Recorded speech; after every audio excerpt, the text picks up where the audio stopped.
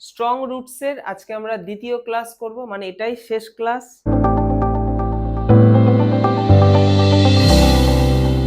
খুব মন দিয়ে করবে যারা প্রথম ক্লাসটা করেনি, সবার আগে প্রথম ক্লাস, তারপর এটা। ওইটা না করে এটা করে কোনো লাভ নেই, ওইটা করে তারপর এটা। চলো পরপর আমরা সুন্দরভাবে বুঝবো। My father could convey complex spiritual concepts in very simple down to earth Tamil. দেখো, এপিজে আব্দুল কালামের বাবা কুড কনভে জ্ঞাপন করত, কমপ্লেক্স জটিল, স্পিরিচুয়াল আধ্যাত্মিক কনসেপ্ট। তাহলে জটিল স্পিরিচুয়াল কনসেপ্ট গুলো জ্ঞাপন করতো কেমন ভাবে? দেখো, ভেরি সিম্পল, একদম সাধারণ ভাবে, যাতে মানুষ বুঝতে পারে, সাধারণ মানুষও বুঝতে পারে। স্পিরিচুয়াল অনেক কনসেপ্ট রয়েছে যেগুলো আর কি পড়লেই তুমি বা আমি বুঝবো না, কিন্তু যারা খুব ভালো মতো জিনিসগুলোকে ফিল করতে পারে, অনুভব করতে পারে, তারা যদি এগুলো সুন্দর করে বুঝে নিজের মতো করে সহজভাবে একদম পাড়ার লোকের ভাষায় বলে, তাহলে সেটা সবাই বুঝবে। তো এপিজে আব্দুল কালামের বাবা ঠিক সেই কাজটাই করতো, এবং সে এটাকে পুরো একদম ডাউন টু আর্থ তামিল, মানে লোকাল তামিল ভাষায় বলতো, যাতে মানে যেহেতু তামিল ফ্যামিলিতে তাদের জন্ম এবং তামিল এলাকায় তারা বাস করতো, যাতে সাধারণ মানুষ বুঝতে পারে যে স্পিরিচুয়াল কনসেপ্টের মধ্যে থাকেটা কি।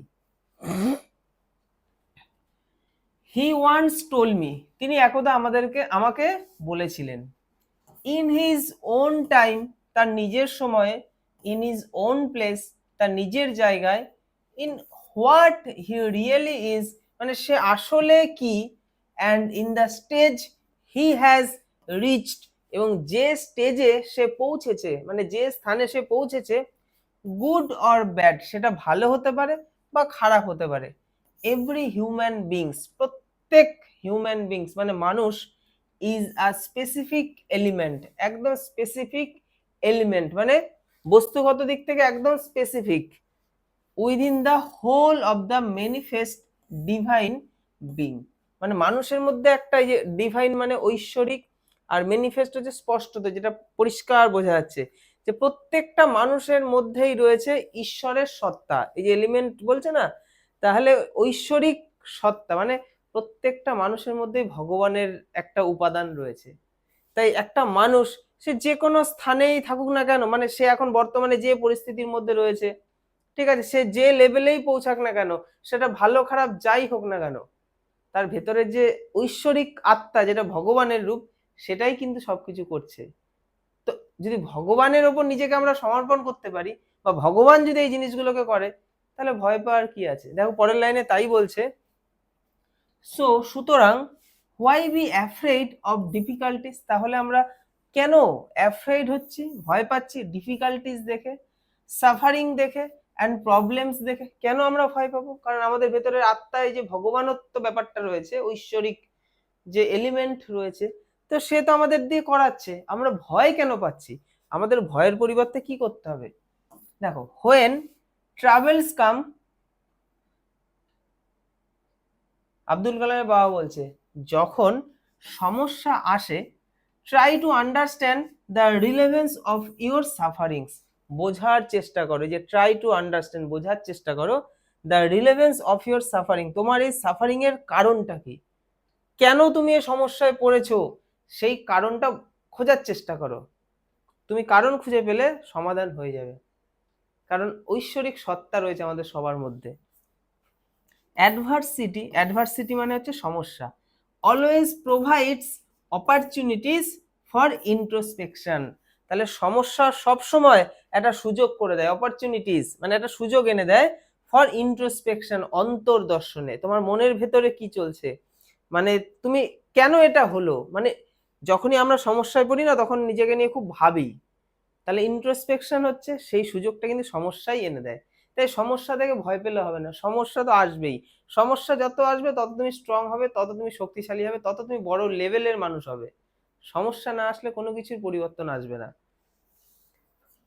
Why don't you say this to the people who come to you for help and advice, I asked my father, তাহলে আমি আমার বাবাকে তখন বললাম, আব্দুল কালাম বলছে যে তাহলে তুমি, why don't you say this to the people, তাহলে তুমি কেন এইগুলো বলো না মানুষগুলোকে, হু কেম টু ইউ, যারা তোমার কাছে আসে, ফর হেল্প সাহায্যের জন্য, অ্যান্ড অ্যাডভাইস এবং অ্যাডভাইস নেওয়ার জন্য। তুমি তো তাদেরকে বলতেই পারো যে আমাদের সবার মধ্যে ঐশ্বরিক সত্তা রয়েছে, সমস্যাগুলো খোঁজো, সমাধান চলে আসবে। হতেই পারে, মানে এগুলো বললেই তো মিটে যায়। ঠিক আছে, আব্দুল কালামের যুক্তি ঠিক আছে। আচ্ছা, এবার দেখবো বাবা তাহলে এই যুক্তির ওপর তার কি বক্তব্য। He placed his hands on my shoulders. দেখো, সে তার হাতটাকে প্লেস করলো মানে রাখলো কোথায়, অন মাই শোল্ডার্স, আমার কাঁধের ওপরে, and looked straight into my eyes, এবং সোজাসুজি আমার চোখের দিকে তাকিয়েছিল। For quite some time he said nothing, কিছুক্ষণ আমার দিকে এরকম ভাবে তাকিয়ে থাকলো, কিছু বললো না, সেইড নাথিং, অ্যাজ ইফ, যেন মনে হচ্ছিল বা মনে হয়েছিল, হি ওয়ার জাজিং my capacity to comprehend his words, মানে যেন মনে হয়েছিল যে সে যেন জাজ করছিল মাই ক্যাপাসিটি, আমার মধ্যে সেই ক্যাপাসিটি আছে কিনা, টু কম্প্রিহেন্ড হিজ ওয়ার্ডস, তার এই মানে এখন মানে সে যেটা বলবে সেই বলার সেই ওয়ার্ডগুলো বা সেন্টেন্সগুলো বোঝার মতো ক্ষমতা আমার মধ্যে আছে কিনা, সেটাই সে বোঝার চেষ্টা করছিল। আমার কাঁধের ওপর হাত রেখে আমার চোখের দিকে স্ট্রেট তাকিয়ে কিছুক্ষণ সে ছিল। দেন তারপরে he answered in a low deep voice, কিছুক্ষণ ওরম ভাবে তাকিয়ে থাকার পর সে উত্তর দিয়েছিল একদম লো, আস্তে করে, এবং ডিপ ডিপ গভীর ভয়েস, আস্তে করে গভীরতার সাথে একটা ভয়েসের সাথে সে কিন্তু আমাকে বলল। দেখো এবার কি বলছে, খুব ভালো কথা। দেখো, his answer filled me with a strange energy and enthusiasm. দেখো, তার সেই অ্যান্সার উত্তর পরিপূর্ণ করেছিল আমাকে উইথ আ স্ট্রেঞ্জ এনার্জি, একটা স্ট্রেঞ্জ অদ্ভুত একটা এনার্জি আমার শরীরে চলে এসেছিল, অ্যান্ড এনথুসিয়াজম মানে মানে একটা উত্তেজনা আমার মধ্যে তৈরি হয়েছিল তার সেই উত্তরে। আচ্ছা, উত্তরটা এবার আমাদের জানতে হবে, কি বলছে দেখি বাবা। বলছে দেখো, whenever human beings find themselves alone, যখন কোনো হিউম্যান বিং মানে মানুষ ফাইন্ড করে themselves alone, নিজেকে একা খুঁজে পায়, যখন কোনো মানুষ নিজেকে একা খুঁজে পায়, অ্যাজ আ ন্যাচারাল রিয়াকশন, একদম ন্যাচারাল রিয়াকশনের হিসেবে যদি দেখা যায়, they start looking for company, সে কিন্তু তখন খোঁজা শুরু করে তার কোম্পানি, মানে কোনো একজনকে সে তখন চায়। যখন মানুষ একা ফিল করে তখন সে চায় কোনো একজনকে যে তাকে কোম্পানি দেবে, মানে তার সাথে একটু কথা বলবে, একটু ঘুরবে ফিরবে। একা থাকলে মানুষ কিন্তু এরকম কাউকে খোঁজে। তাহলে এটাও একটা সমস্যা, তাহলে সমস্যাটা যখন সে ফিল করে তখন সে খোঁজে কোনো একজনকে। আচ্ছা, হোয়েনেভার দে আর ইন ট্রাভেল, যখন তারা মানে মানুষের মধ্যে আমি তুমি সবাই পড়ি, যখন মানুষরা সমস্যার মধ্যে পড়ে, দে আর ইন ট্রাভেল, সমস্যার মধ্যে পড়ে, they look for someone to help them, তখন মানুষ বা তারা তখন খোঁজে কোনো একজনকে, সামওয়ান কোনো একজনকে, টু হেল্প দেম, যে তাদেরকে হেল্প করবে। মানুষ যখন সমস্যায় পড়ে সমাধান তখন চায় তো কে আছে আমাকে এই সমস্যা থেকে বাঁচাতে পারে। আর যদি সমস্যায় না পড়ে কেউ খুঁজবে? মানুষ যদি একা না থাকে তাহলে কখনো সে কোনো একজন কাউকে খুঁজবে? সমস্যা কিন্তু সুযোগ এনে দেয়। Whenever they reach an impasse, they look for someone to show them the way out. Whenever, যখনই they reach an impasse, যখনই তারা কোনো একটা অচল অবস্থার মধ্যে পড়ে, ইম্পাস মানে অচল অবস্থা, মানে পরিস্থিতি ঠিকঠাক নেই, একদম এলোমেলো বিচ্ছিরি অবস্থায়, দে লুক ফর সামওয়ান, সে তখন কোনো একজনের ওপর নির্ভর করে, লুক ফর মানে নির্ভর করে, এখানেও সেই খোঁজাই বোঝাচ্ছে, to show them the way out, যে তাকে ওই সমস্যা থেকে বের করে আনতে পারে, সেই রকম কারোর উপর তখন মানুষ নির্ভর করে।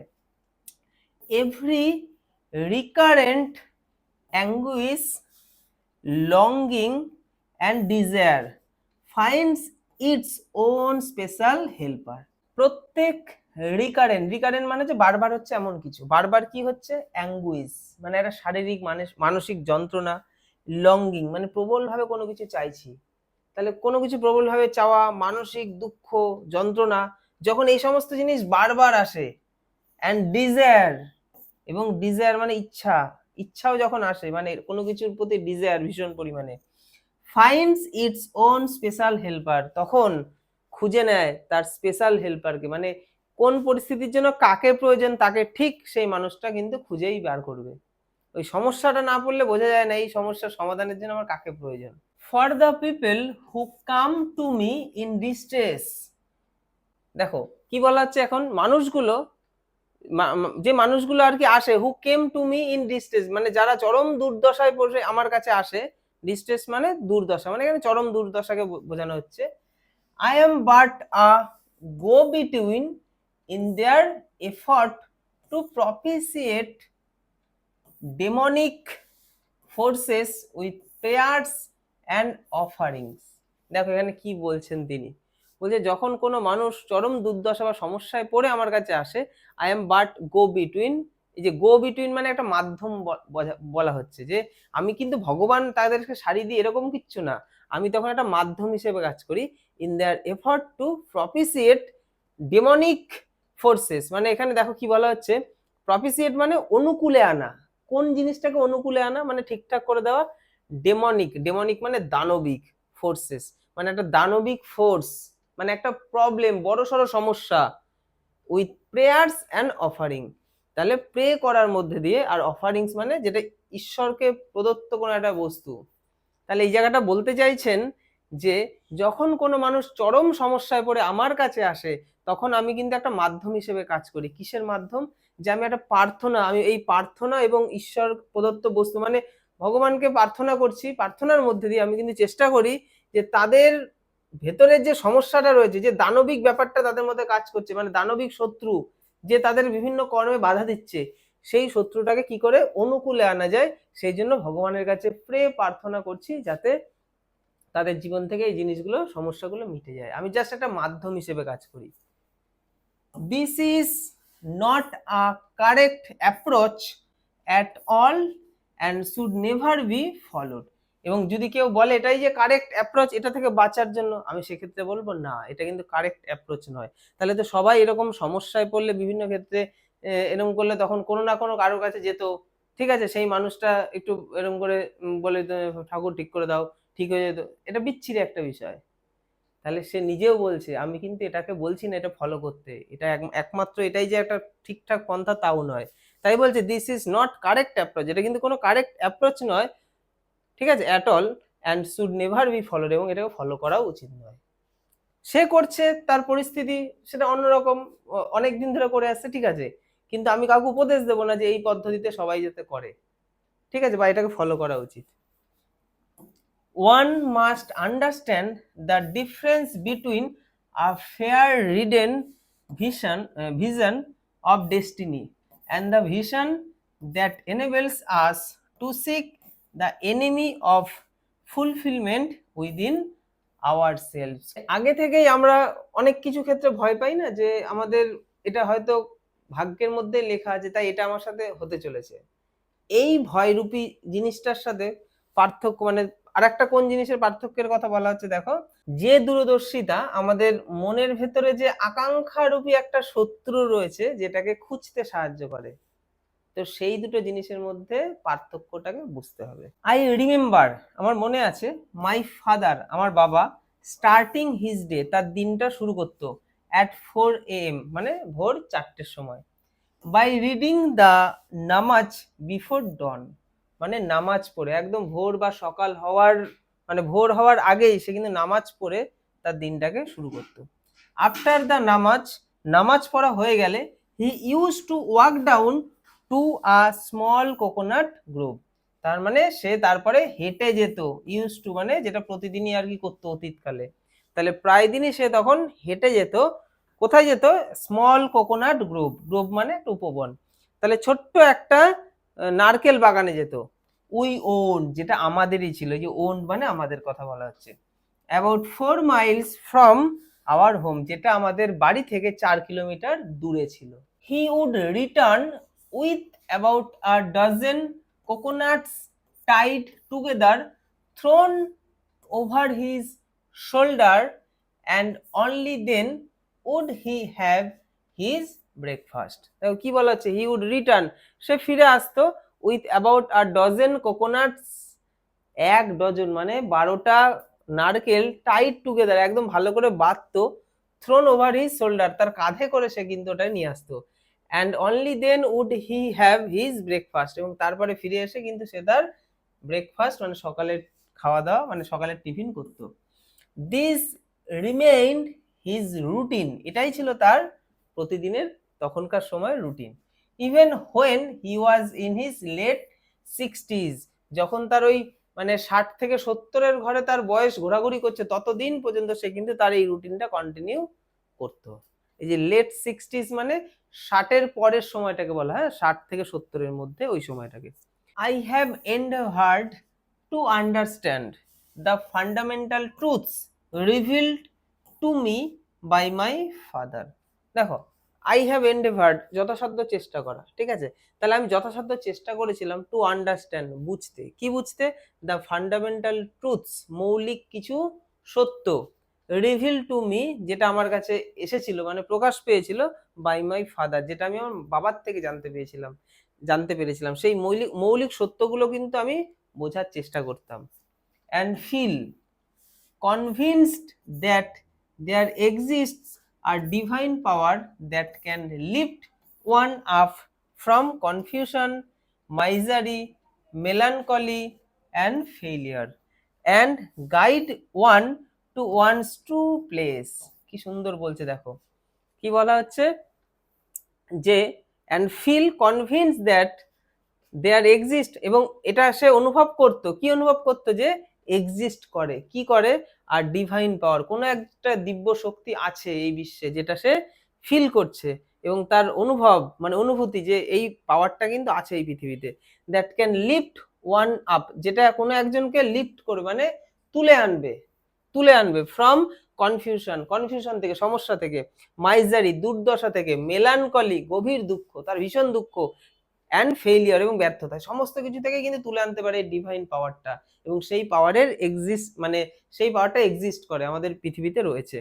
And guide one to one's true place, এবং কোনো একজনকে গাইড করতে পারে যে তার সঠিক প্লেসে যাওয়ার জন্য, মানে তাকে একটা সঠিক পথ দেখাতে পারে সেই পাওয়ারটাকে সে বিশ্বাস করে।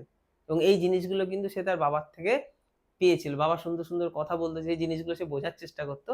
তারপরে তার সে গবেষণার জগতে কিন্তু সেই জিনিসগুলোকে কাজে লাগিয়েছিল, যে তার এই ফিলিংসটা ছিল কোনো একটা পাওয়ার আছে যেটা সমস্ত সমস্যা থেকে যে কোনো মানুষকে তুলে আনতে পারে এবং তাকে গাইড করে সঠিক স্থানে নিয়ে যেতে পারে, যদি সে সেটাকে বিশ্বাস করে এবং কর্মশক্তির ওপর বিশ্বাস রাখে। সে তার কাজ যদি করে যায় এবং সে যদি চেষ্টা করে না আমি এখান থেকে বেরোতে চাই, তাহলে ওই পাওয়ারটা তাকে হেল্প করবে।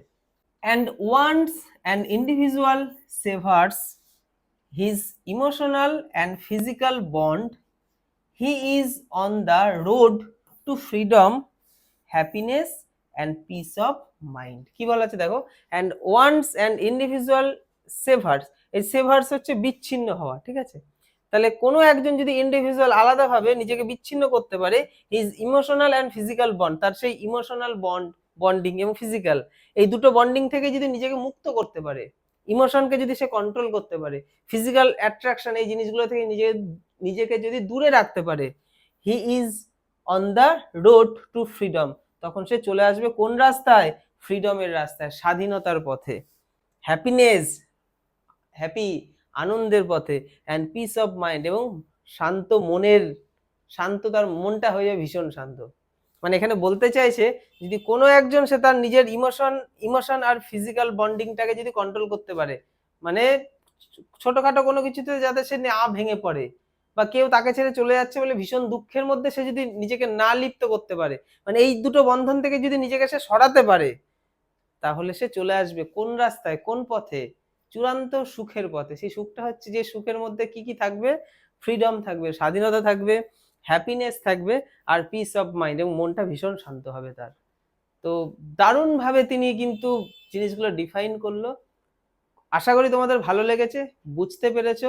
আমি এক্সট্রা অনেক কিছু বলার চেষ্টা করেছি। সত্যি এই স্ট্রং রুটস থেকে আমাদের রুটসটাকে অবশ্যই মজবুত করতে হবে, এবং মজবুত অনেকটা হয়েও গেছে। হয়তো এই জিনিসগুলো কিছুটা আমাদের মনের মধ্যে ঢুকেছে যে না সত্যি, তো লাইফটাকে একটু অন্যরকম ভাবে দেখতে হবে। এখান থেকে একটা জিনিস আমার ভীষণ ভালো লেগেছে, সেটা হচ্ছে কোন একটি পাওয়ার এক্সিস্ট করে এই পৃথিবীতে। তোমার মধ্যে কি দরকার? ইচ্ছা শক্তি। তুমি সমস্যায় পড়েছো, কিছু না কিছু তোমার মধ্যে সমস্যা রয়েছেই। তুমি যদি চাও সমস্যা থেকে বেরোবে, সেই পাওয়ারটা তোমাকে হেল্প করবে। যদি সেই পাওয়ারকে তুমি প্রার্থনা করো যে সেই পাওয়ারটা তার তোমার কাছে আসুক, ঠিক আছে, এবং তুমি যদি চেষ্টা করো কন্টিনিউ, তোমাকে কিন্তু সে গাইড করে তোমাকে সমস্যা থেকে বের করে নিয়ে যাবে। আমি এখান থেকে এই জিনিসটা ফিল করেছি। আমার ভীষণ ভালো লাগে যে এপিজে আব্দুল কালামের বায়োগ্রাফি পড়তে, এবং তার স্ট্রং রুটস আমার কাছে দারুণ লেগেছে। তো আশা করি তোমরা বুঝতে পেরেছো। তো পড়াশোনা চালিয়ে যাও, দেখা হবে পরের ক্লাসে।